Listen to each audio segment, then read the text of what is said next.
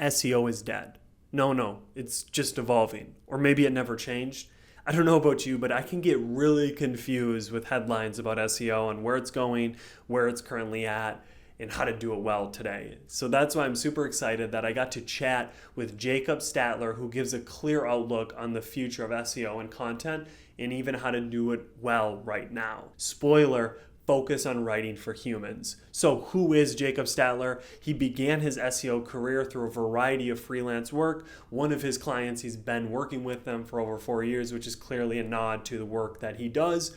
Then from that, he created Stat Digital, his own company, and he hasn't looked back since.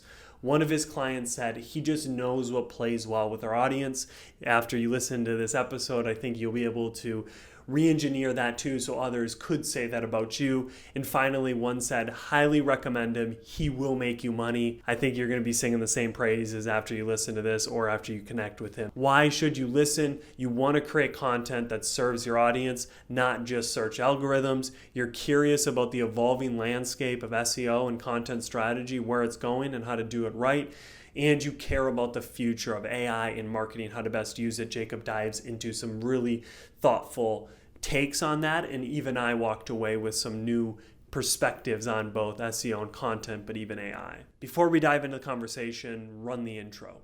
Welcome to Season 3 of On Marketing, a show where we explore what marketing is, like really is. I won't tell you what to think, I'll help you improve how you think about marketing. It's March 8th, 2024. I'm Jordan Ogren, a marketing strategist by day and a podcast host by night. Before we get into the episode, please subscribe to my weekly newsletter to get new episodes, extra insights, and the occasional photo of my cat. It's fittingly called a newsletter on marketing. And if you do subscribe, let me know, because at the end of the show, I share a special offer for anybody who actually subscribes. The link to join is in the first line of the show notes.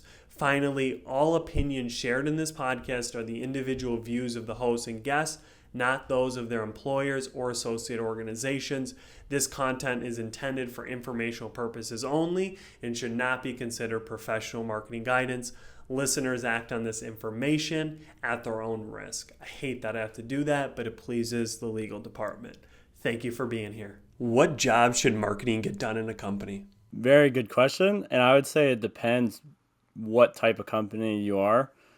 For me, I mainly work with B2B SaaS companies, so there's primarily two different types. So you have the PLG, product-led growth companies, and then the sales-led growth companies. PLG companies, they need to raise brand awareness, generate customers, because there's not really a sales team for PLG companies. And then the other thing is helping to retain customers and improve user adoption.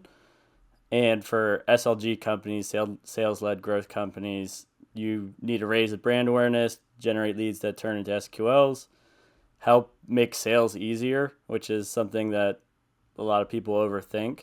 And then, of course, improve user adoption too. I love your answer at the start, because it is totally different for every company. And I think that's the difficulty in marketing, is you have to actually use your brain, quote unquote. I mean, I'm guessing this is with every finance or whichever is, depending on what they need or where they're playing, you might do it a little bit differently. So that's why I really enjoy this question, because I think everybody brings their own kind of flavor to it of where they've been in. Some people think more brand awareness, others are more about that kind of lead gen and all of that. So I liked your textbook answer. I think it covers the bases. Yeah, I think I tried thinking of it holistically. I wouldn't want to just say brand awareness, because then you're missing out on the conversion side of things and making sales easier, which is also part of the job. So I didn't want to, there's certain things that certain companies need to focus on more, but ideally you need to do all of those things. I think the marketing role, at least let's say you're brought into a company, is really doing a good amount of diagnosing up front to kind of figure out where is that gap, or where do we need to focus? Do we have a strong brand and it's just kind of capturing demand, or do we need to even begin to generate demand because we don't have that for our category? You have to think a bit with marketing, and maybe not everybody enjoys that, but I love it, because every company or every thing is a new challenge, and it's what will we pull out of our tool belt to kind of solve this challenge. But I think the making sales easier, I don't mind that, considering it'll look different for every company and how you make sales easier. Maybe you need to do more brands, so then when they're at trade shows, people already know of the company when they're starting that conversation. For others, it might be something totally different. So That's not my personal definition, but when people use that one, it kind of is like a nice North Star of like, let's make sales easier. However, we can do that through marketing, let's do that. But content, all sorts of ways you can kind of make sales easier. So, Generating leads, making sales easier, it's kind of just a small part of what marketing should be doing. I think a lot of companies, especially right now, software, a lot of more companies are trying to focus on retention because getting new customers is a lot harder right now than it was a few years ago when the economy was a bit better. So everyone's trying to focus on retention. That's why product marketers are so highly in demand right now. And that's another thing that I've been thinking about more often lately is how can I create content for our clients that actually helps them retain their customers and helps improve user adoption because the churn rates are pretty high because if you're getting some new signups, new customers, if at a certain point you're going to plateau if you're not retaining your customers for long enough. it's a bucket with a nice sized hole. You have to continually fill more water rather than saying, how do we make this hole a bit smaller, quote unquote, using like a metaphor. So I've always been in that camp. And I think long term marketing mindset or approach always values that over constantly getting new people in. It's like, how do we kind of maximize those that are here and really serve them well, which is kind of counterintuitive to a lot of kind of the growth marketing or just keep expanding versus like how do we kind of figure out ways to upsell or and not upsell in a way of like kind of like buyer's remorse, but help them make more progress by using the product more as you were kind of discussing through content or through onboarding or through all sorts of different ways that you can achieve that. I like that. In the past few years, 1, 2, 3 years, have you changed anything you believe about marketing? So maybe you believed Y, and now it's maybe not totally different, but you believe X. Does anything come to mind for you? I've mainly been in the SEO world for the past 4 years, and but very heavily focused on the content side of things. And in the past, I feel like myself and my peers, other people that do similar stuff that I do, we've thought about SEO and blogging as just like as a content strategy when it's not actually. That's kind of just a tactic. SEO is a distribution channel that helps you. It's a very effective way for reaching your ideal customers because you can get your content in front of people that are actually searching for a problem that you solve. So it's very helpful in that way. But just thinking about SEO and blogging as a content strategy, I feel like is very limiting because SEO takes a while to get results. It's very effective at getting qualified people that are in your target audience to find your product as opposed to like social media where you post something and anybody can see it and it's only going to last like a few days where it's going to get impressions. So I think that's the biggest thing that I've noticed because a lot of people and companies have over relied on SEO over the past couple of years, and Google's constantly kind of screwing everyone over with constantly changing the algorithm, putting more ads on the top of the page, and now they're putting Reddit in pretty much every single search results, which is very frustrating. And I'm not a person that's saying like, oh, SEO is dead. SEO is not going to go anywhere. People are always going to be searching for things. It's going to be done differently.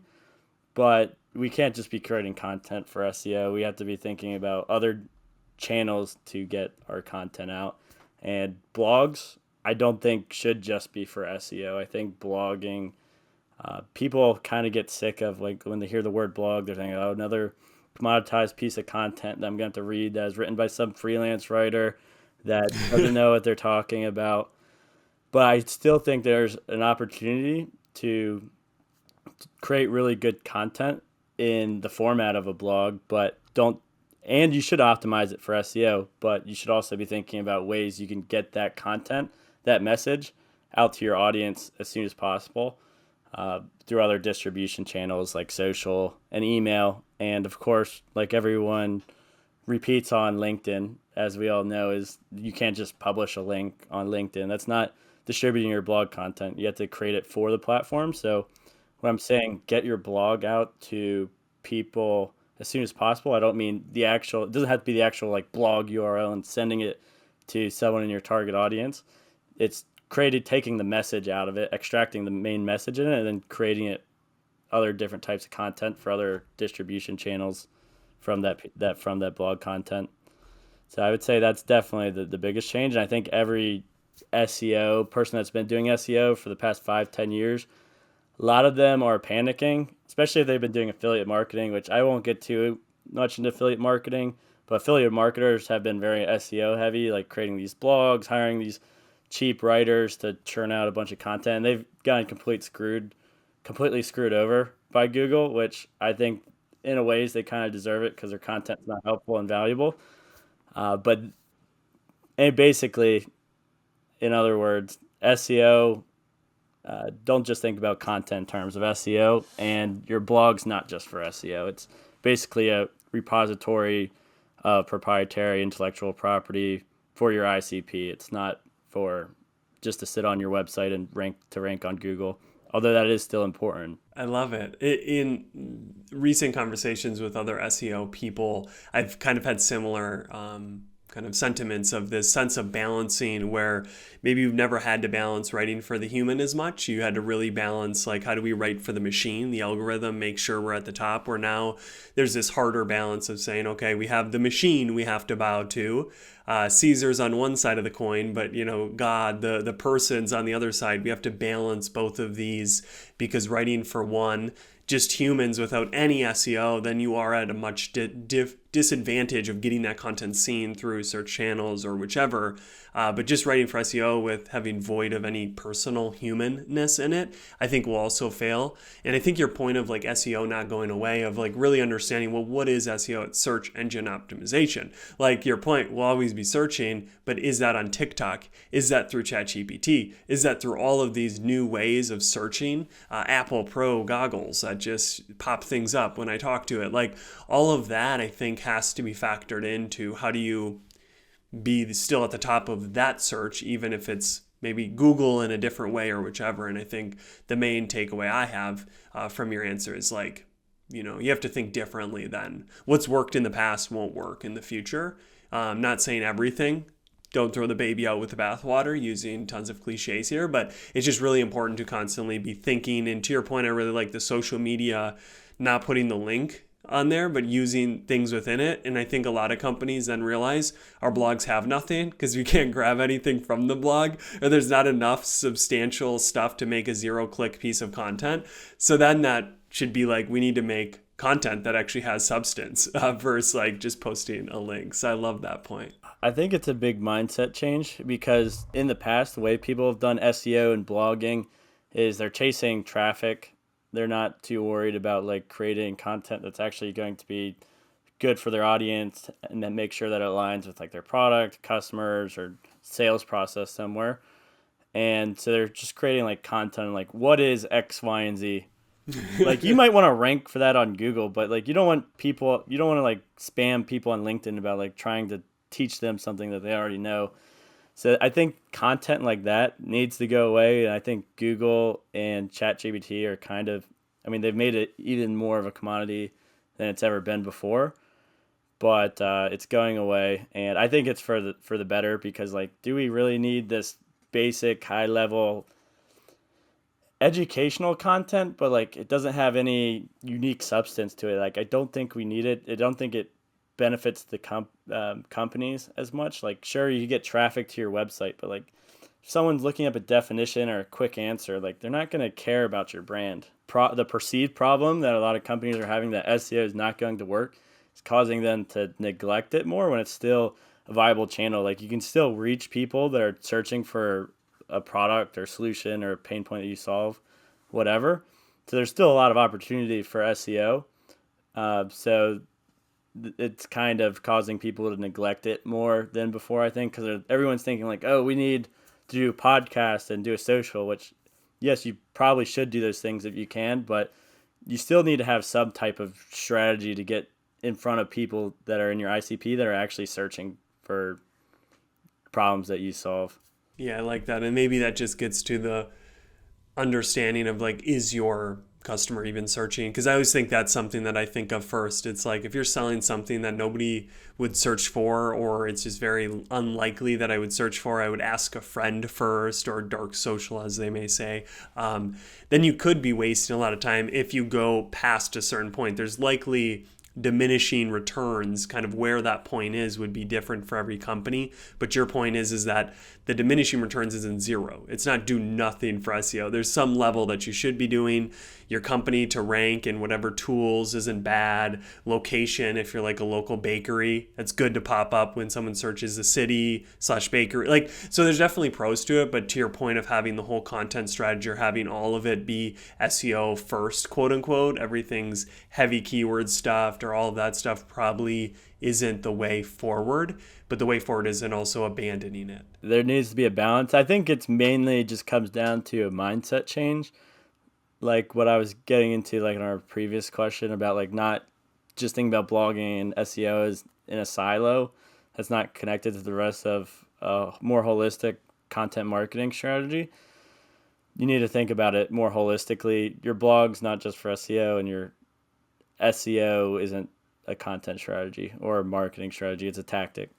So I don't mean to repeat myself here, but I definitely want to beat on that drum. I think you need to, because I think a lot of times we can mess up strategy and tactics and which is which. And I think it's important to understand that it's a tactic to drive an objective or something that you're trying to get. And again, it goes back to a little bit of my point. If nobody's searching, then it's a smaller tactic in your kind of approach, versus if it's a very high searched product or whichever, then it becomes more of a priority. Yeah, exactly. And I would even go deeper, whereas like, yes, like your distribution channel matters, your content strategy matters, but even if you have those two things figured out, if the content you're creating is not unique, original, with like unique insights from experts, and have like original examples and personal stories, personal experiences, things like this, nobody's going to care about your content. Because like, yeah, you could create a new blog, you could create a podcast, you could post on LinkedIn every day, but if you don't have anything to say that your target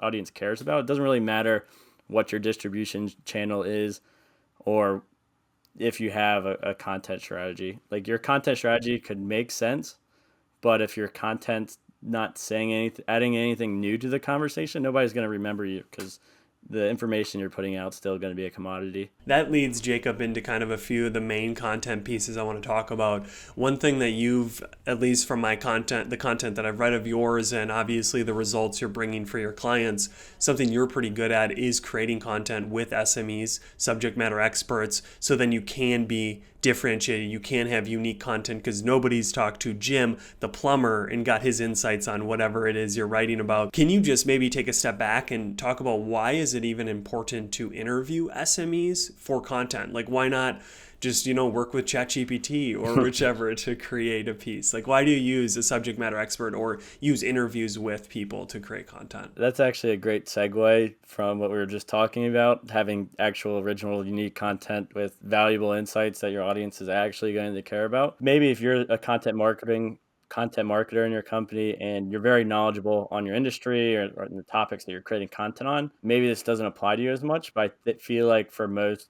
marketers it is. You're going to need to extract insights from someone that actually has experience in the industry or topic that you're actually creating content for. Because sure, it matters for Google. Google's caring more and more about that.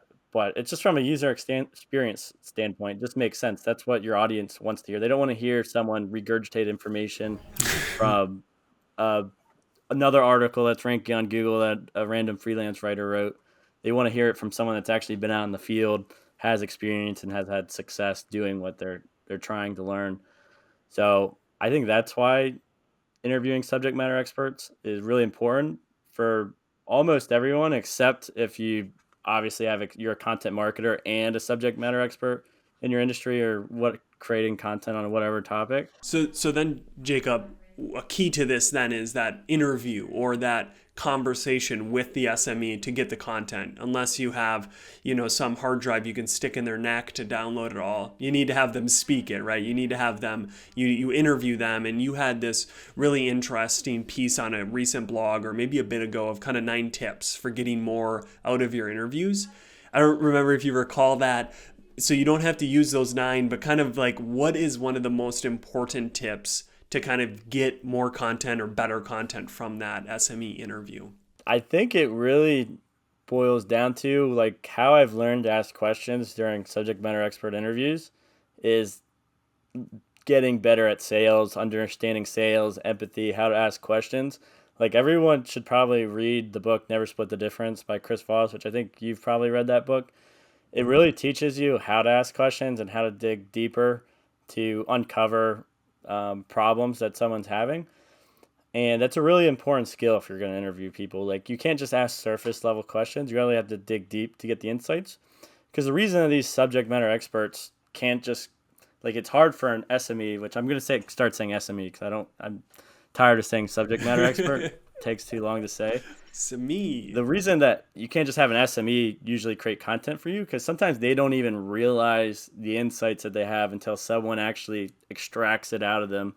Like it even happens with like people with us. Like we're marketers, we know a lot about marketing, but sometimes we don't even realize something that we know until we talk about it with someone and someone asks us a question.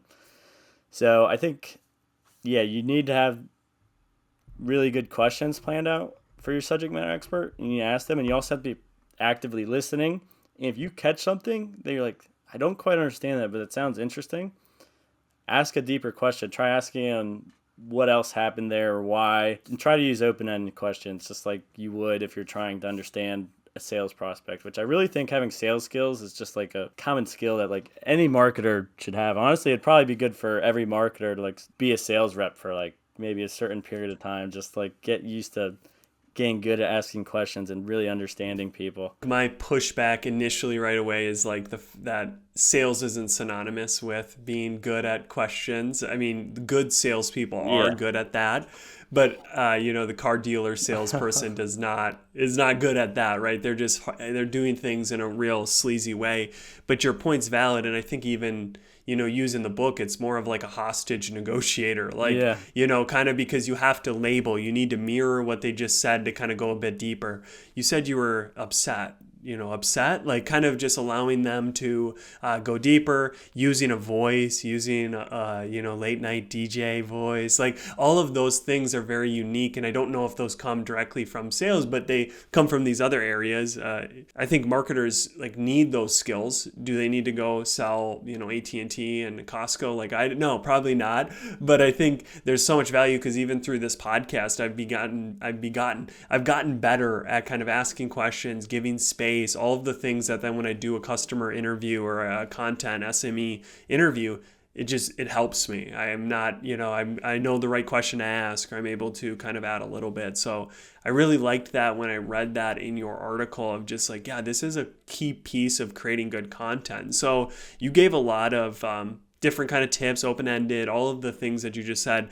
But if you had to kind of teach a course on giving customer interviews or doing kind of content interviews, and the course was titled The Most Important Thing, what would be the curriculum? What would be the thing you teach in that course? You only get the most important. It's not the 4 most important things, the most important thing. What would you kind of focus on in that class? Kind of similar answer to what I was just saying with like you really need to learn how to dig deeper. I don't know if I could think of like a catchy title off the top of my head. But dig deep. Yeah, dig deep. That might be it. Learn how to dig deep, extract things that the experts that you're talking to are talking about. And sometimes if they're rambling, like if you're ever talking to someone that's like rambling, sometimes you're thinking like, oh, do I have to listen to this guy ramble? Like, and you start to drown it out. But when you're talking to an expert that has experience in an industry that you don't know very much about, when they start rambling, you better listen and just honestly just let them ramble and maybe even help them ramble by asking more questions about like what they're rambling about and why it actually matters. I think that's another thing that overleaps. So yeah, but let's name this course Dig Deep because you need to dig deep into the insights. I love it. Yeah, it's definitely probably more of an art than a science because even as you're talking of like, I've had a few where like rambling, I think, is different than possibly going on different topics. So I've had to at some points be like, okay, we're interviewing on this topic. Like I get your point of, be open to all the different insights that come, but at times you have 30 minutes or 20, and depending on the SME, time, has a different cost. But if you're, interviewing a CEO or someone of high level, their hours per cost is quite high. So you want to have that kind of ability to be an interviewer where you can pull back in and say, hey, really appreciate that. Can we get back to like, how does this interact with this? Because they just went off on a whole different, the financials lead me to think about this, and that leads me to think about this. But you're not really writing the article on the third order thing. Yeah. So I get your point. I think it's valid to give space, create the report, as you talked about, that people feel comfortable rambling or sharing a ton. But it's also being in kind of the dominant role as the interviewer to get to where you need to get to. It's almost like a dance where you're the lead, but you can't do it in a way that's like direct of tell me this. Yeah. It's almost like a therapist. Because I liked what you said of like even marketers, until you start talking, sometimes you pull things out, and I think of therapy right away. It's like, it's hard to do some of that on your own as you're writing or whichever. You need someone to ask you the questions that then make you say things or go in places you never would have. So kind of like act as like a therapist in that sense, where you ask those questions that open the door. Now, the second thing that I want to learn from you, which is kind of wrapped into all of this, especially on your point of SEO, being a little bit more than in kind of involving the content quality, which is improved by a good interview with an SME or even using an SME to create the content. But when you think about SEO, or when you're kind of maybe just starting with a client or trying to kind of grasp your arms around a company's SEO status, or however you might frame it, like, what do you suggest focusing on first, or where do you kind of look to first when you approach a client in SEO? Maybe even another generic answer, like, you can't do SEO if you don't understand their customers problems, how their product solves those problems, and common questions that they get in the sales process and objections they get in the sales process. If you don't understand these things, you're not actually going to create a content strategy. And I don't even necessarily like to think SEO is something that you have to keep in mind while you're developing a content strategy and creating content.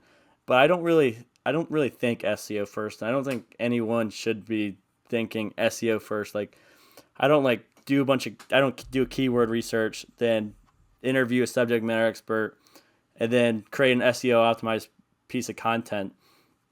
I come up with topics that are based on those three important things during our onboarding process, their customers, product, and sales process. Then we do keyword research after we've come up with the topics that are going to make sense based off of our interviews with their team that understand these things. Then we do keyword research, find keywords that align with that, and then you can start creating content. Don't create SEO first content. Create content that their people in their ideal customer profile are actually going to care about.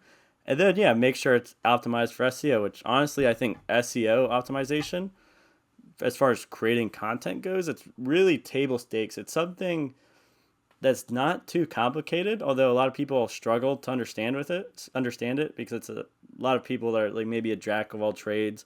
Like, they don't want to think about how do I do SEO.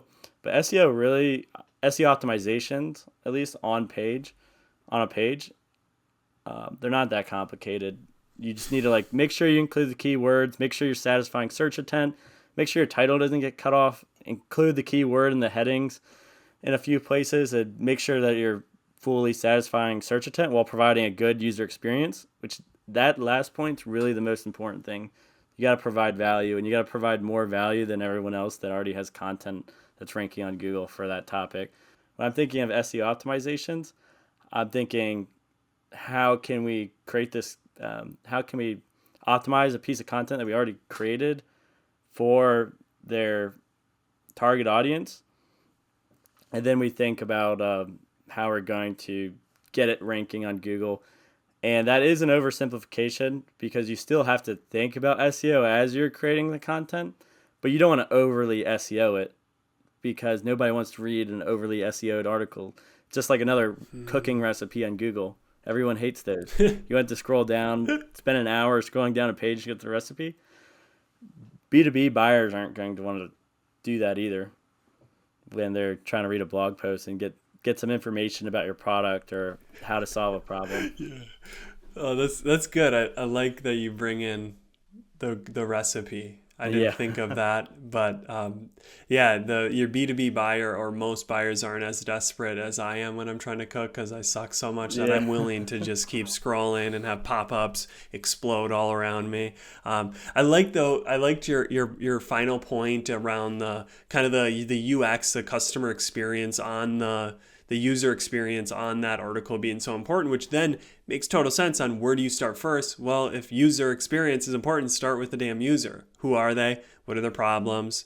What are they searching for? What are their questions during the sales cycle? Like all of the things you said make so much sense when that is kind of the one thing or the guiding star is like the user experience. If that isn't there, we could have all the right keywords in place. We could have all that, and it just won't resonate and it won't land. So I like that. Yeah, that kind of reminds me of something that I don't know if we already touched on. Kind of the way I used to come up with topics like a few years ago and come up with keywords is we do a similar process, but we wouldn't create content on a topic unless we had a keyword that had like a considerable amount of search volume, because we perceived that a keyword wouldn't be valuable to go after if it didn't have hundreds, maybe thousands of people searching for it per month. And that's really a problem because I think about it differently now. I think about it doesn't matter how many people are searching for it according to Ahrefs. Ahrefs is just a keyword tool.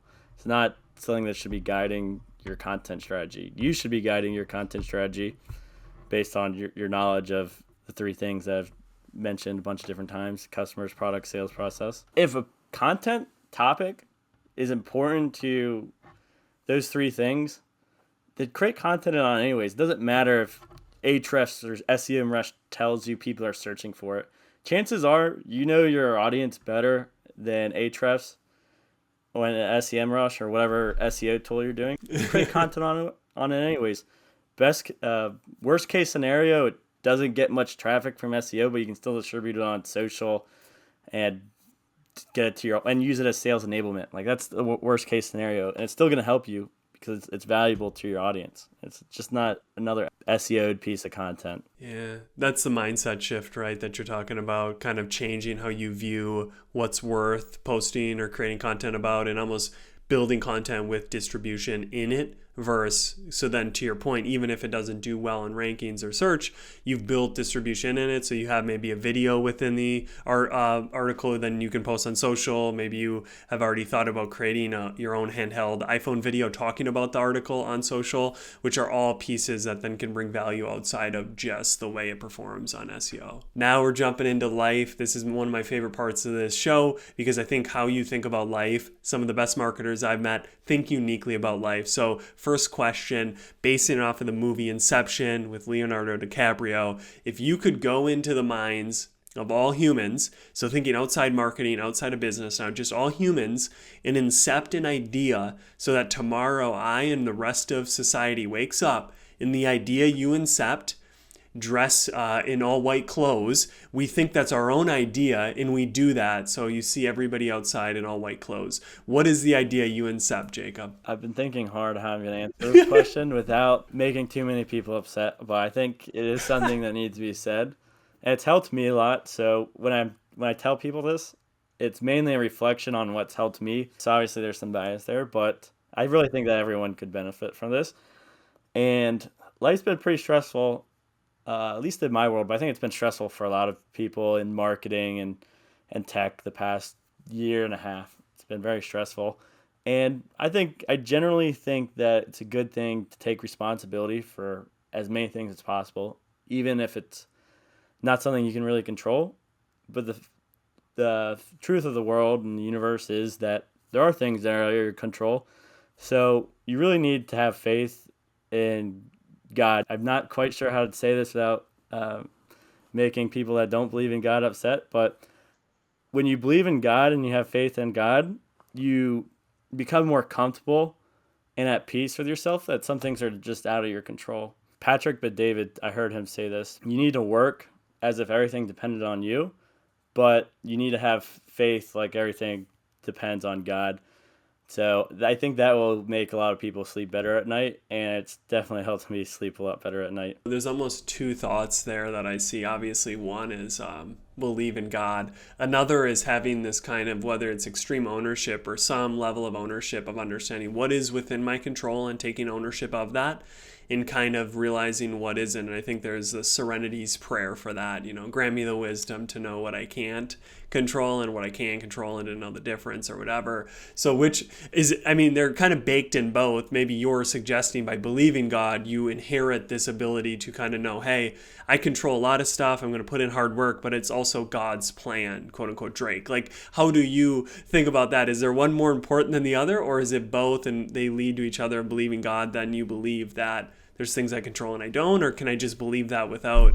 Can an atheist or agnostic kind of have this same ability to kind of understand that there's controllables and uncontrollables? Yeah, so there's obviously power in taking responsibility for as many things as possible in your life, but there's also a lot of power in having faith in God. Let's say you're agnostic or you don't believe in God. The power in believing in God is accepting that some things are just out of your control. And to be honest, like, humans get really caught up in worldly things, like even just like our jobs. Like, we care a lot about our careers and we want to be successful, but at the end of the day, that's going to help us a lot, but it's not what really matters in life. Like, at the end of the day, it doesn't matter how many followers I have on LinkedIn. It doesn't matter how much money I'm making, because at the end of the day, these things don't go with us after we die.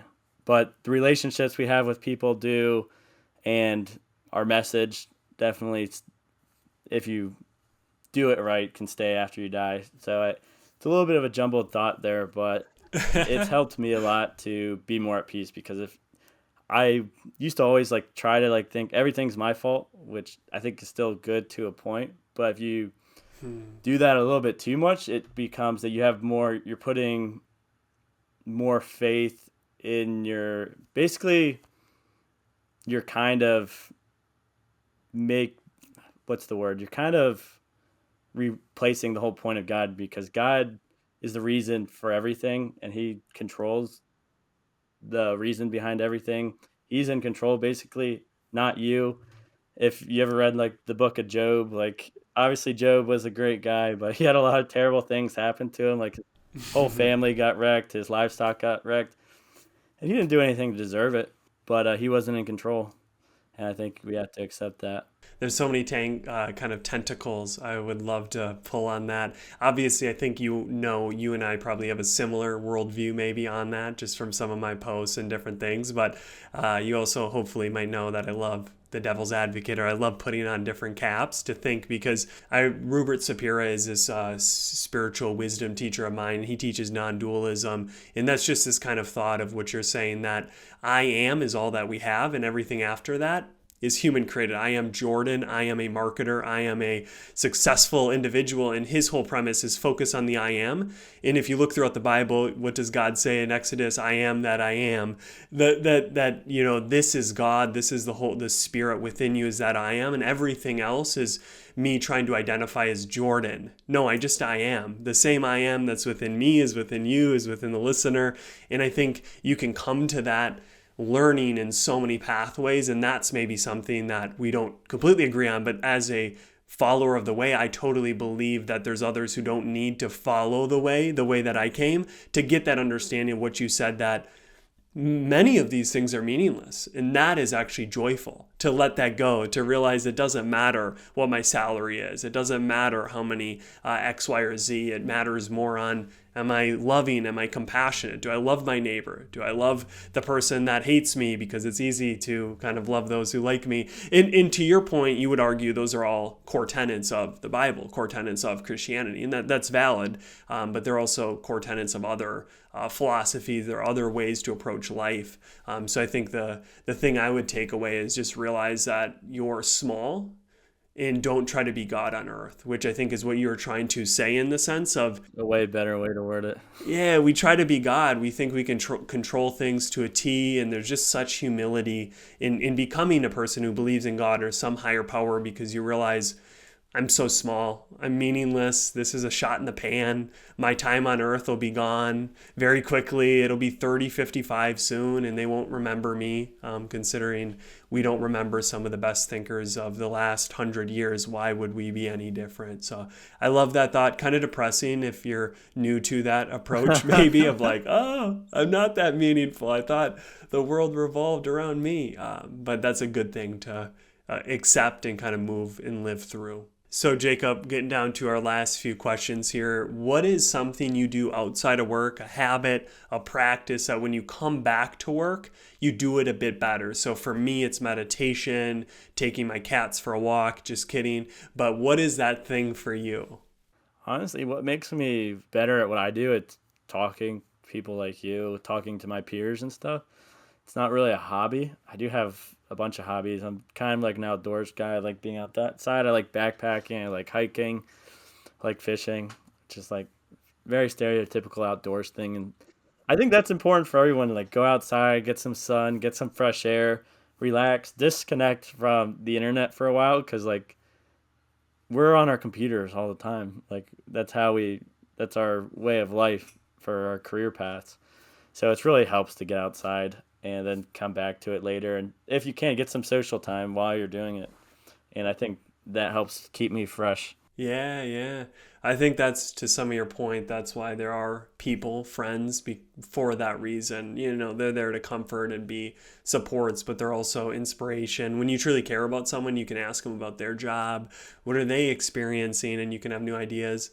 And I really think the best ideas come out of the office, in the shower, at the gym, walking on a trail, fishing. That's when you get the best ideas because you're not focused on it, ironically. Final question, Pastor Statler. What is one thing you hope doesn't change with AI, with SEO evolving? What's something you hope doesn't change in life or in how we act as humans in the next 10, 15 years? So by 2040, we're still doing this thing. We're still believing this. What is that thing for you? So I'm going to say something that I think everyone is thinking as well, but nobody really wants to come face to face with is hope AI doesn't take all of our jobs. Honestly, I think it's going to happen. I don't know when. We're in like the early stages of the democratization of AI, and but we don't know where in history we are with this. Like, are we a few years from AI taking all of these valuable knowledge-based jobs, at least the jobs that we thought were valuable before AI? Or is it 10, 20 years from now? But basically what that'll lead to is universal basic income, which I don't know how hard of a take this is to have on your podcast. I love it. That's not going to be good if we're all relying on universal basic income. I think it's going to kill a lot of dreams. And like it's going to – I'm not ready for it personally, but I'm trying to figure out how I can adapt to it as soon as possible. Yeah. Because this is a kind of a depressing take, but I think that, the clock is ticking basically for this, so we really have to figure stuff out as quickly as possible because I'm not going to count on lawmakers to fix this for us. Yeah, no, I love that, Jacob. I do think that point of where are we in history is so important to think about because we could be at that point when they look back and they say, oh, before the robots controlled the world, like this year, like you just don't know. Or maybe we really managed to kind of integrate the human and the machine well enough that we can be superhumans, quote unquote, and they don't totally steal our jobs, but we work with them. And they're going to steal some jobs. Every new invention does. The computer, the typewriter, it destroyed people manually doing things or destroyed it. And to be honest, it's sometimes good, hopefully, for the long run. But then there's also that fact that we gain something from work, from having a bigger purpose. So with a basic income or that, if we're not working, do we lose that purpose? Are we just depressed humans and we turn to food, substance, alcohol to kind of numb that hole that would be filled with not just work, but kind of doing something meaningful with our hands, with our minds, with our souls, quote unquote. So yeah, I'm aligned with you, but I am maybe more optimistic, weirdly, about the future than kind of like doom-esque. I'm optimistic in the short term, but like, eventually it's I think that it's going to be. It's game over for humans. I'm just kidding. I mean, there's no point of like, well, actually, I don't know. I don't want to piss too many people off. Yeah, but you're on record, man. So be careful. No, I'm just kidding. Well, what we're gonna do, Jacob, is we're definitely gonna bring you back on. I have this friends of the show where I bring people from different seasons back on. Hopefully, in like a year or so, we can bring you back on, and we can at least for a bit of that combo just talk what's changed. Have we progressed quickly into this world future, or are we kind of going slower? And I think that would be a real fun conversation to just see where everything's is at in the future. yeah, that would be very cool. Have a follow up. Yeah, thanks for having me on. It was Yeah. very cool to get on. Thanks for being my guinea pig for being on a podcast. I'm sure I've given you a little bit of a challenge at some points in this podcast, how you're gonna like make it sound a little less awkward, but I think we talked about some really good points. You asked some great questions, and it was a pleasure. Yeah, thank you, Jacob, for coming on. I definitely got some insights around SEO, the whole SME interviews. I mean, I'll have some of your articles linked because I obviously read those before, and those are like your 9 tips around it. You had, I forget the name of the individual, but you even had a few like links to other people who are great at interviews to like follow them. So I will have that. So Yeah. if from this conversation you really enjoyed Jacob's point of view and you think he has some great insights, his articles, his LinkedIn is really where a lot of that gold is at. So I'll have that in the show notes. But yeah, thank you again for kind of coming on, even though this is your first time. I really appreciate you trusting me with this process. Yeah, man. It's awesome. I'll see you on the LinkedIn feed. Sounds good, man. And this is the end of the podcast. Thank you for making it this far, because few do. So, to repay you for the time you spent listening to me, my guest, I have an offer, I have a deal for you. If you click the first line in the show notes and sign up for just let me know whether LinkedIn DMs or email jordano@hey.com, I will give you 60 minutes of free marketing help, whether that be guidance on your messaging, positioning, or your content strategy, or even helping you write a landing page for a new product or service you have coming. Sign up for it. Let me know you did. In 60 minutes, I am all yours. That sounded a lot better when I wrote it, but anyways, you get the gist. I really appreciate you being on this journey with me to uncover what truly is marketing and how do we apply it today. I hope to see you back here next week for a new episode, and stay thinking differently.